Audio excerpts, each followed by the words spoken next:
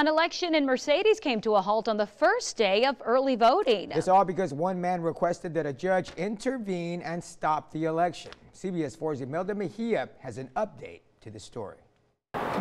David Garza is a mechanic in Mercedes. He's also a former city commissioner. You know the history of Mercedes, the history of the school, and that's why I took those steps. Those steps stopped Mercedes ISD from having their tax ratification election. It was important to go to the judge because a lot of people are concerned.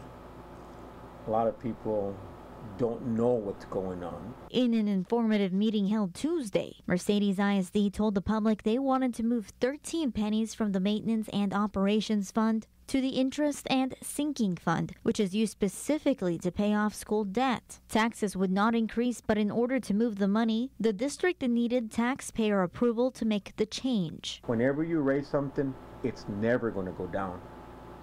Eventually, the valuations from the county could change next year, 2 years from now, and it's 13 cents will come back and get us. 92nd District Court Judge Luis Singletary signed an order which forces Mercedes ISD to cease and desist all actions regarding the election. CBS 4 obtained a copy of the original petition filed by Garza. In it, he states that he went to a judge because this tax ratification election violates the 62-day legal notice required for such an election, and that it is based upon previously used tax bills that were rejected at a previous tax ratification election in 2016. I didn't know about it, so I'm sure others people didn't know about it.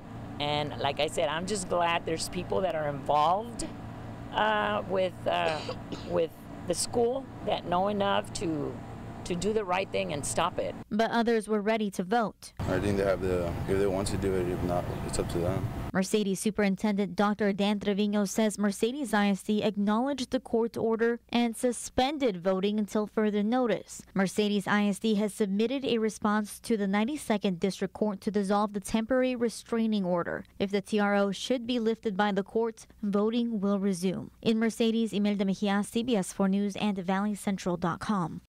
Judge Singletary will be having a hearing on July 26th to hear arguments from both sides. He will then decide whether this election should proceed or not.